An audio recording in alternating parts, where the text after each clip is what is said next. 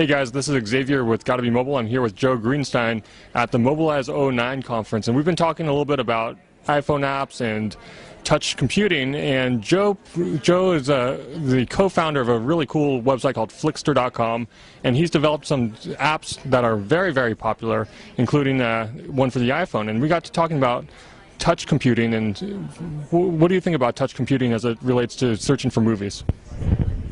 Sure. I mean, I think as much as the device in your pocket has been, sort of the computing device in your pocket has been a revolution in smartphones in the last couple of years, and especially with the iPhone, the touch interface is just an absolutely huge revolution in how people interact with data services. And as we've looked at sort of the future of the things that we do, just the ability to have like touch navigation be your primary interface to a world of data that you're interacting with, like, completely changes your experience from sort of a keyboard, search, scan and click kind of interaction to people just doing, 5-10 times as much discovery of new things and sort of browsing through lists and really engaging with content. And so it's been really neat in making us think. We're actually starting to incorporate a lot of the principles that we've learned building for touchscreens on mobile into how to build a better experience on the PC and on the web.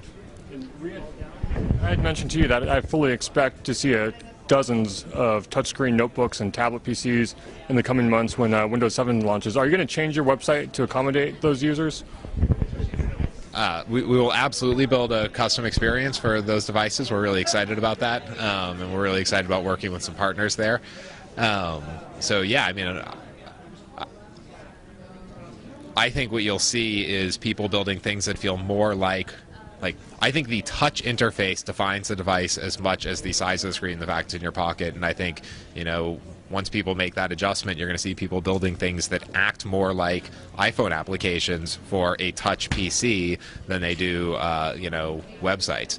I mean, I can't imagine using a touch screen even on a big device. Right? Imagine you're browsing the New York Times and you want to click a text link. It's just like, it's super annoying, right? You want a buttony interface where you select a cell and it scrolls across and a new screen of information. Like, can you imagine a page refresh on a touch device? No, it should be animated. It should scroll across. It should act like an iPhone or an Android application does now. I think we're going to see kind of a revolution in how people build software for these kinds of devices.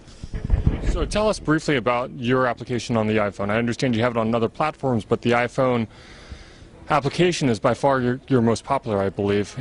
What does it do, and what share of your users are using iPhones right now?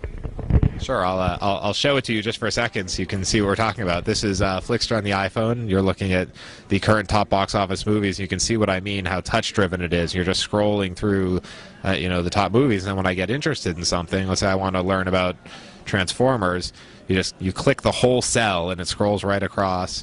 And you get this really great, super readable screen. It's just a really, really easy interface for browsing. And you've got you can add it to Netflix. You can watch the trailer.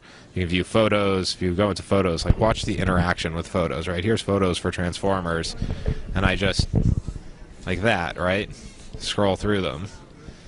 Now, right? Do you get more people doing more stuff on the phone than on a PC? So,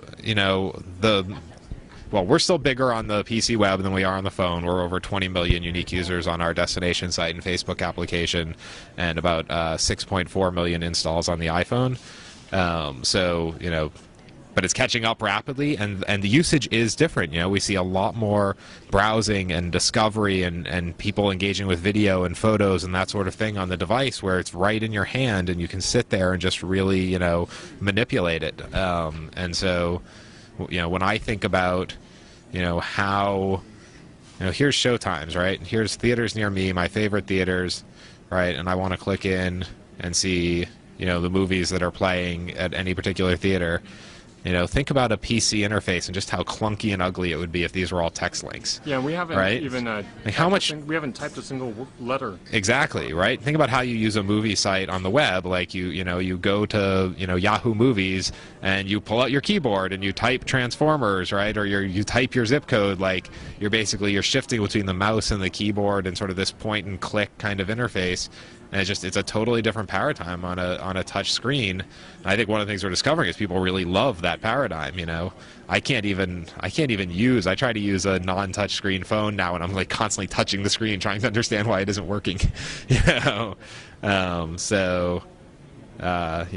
Anyway, absolutely. I think it changes the way people navigate. I think it changes what people use within the application. I think it's going to be really neat to see that on bigger form factors.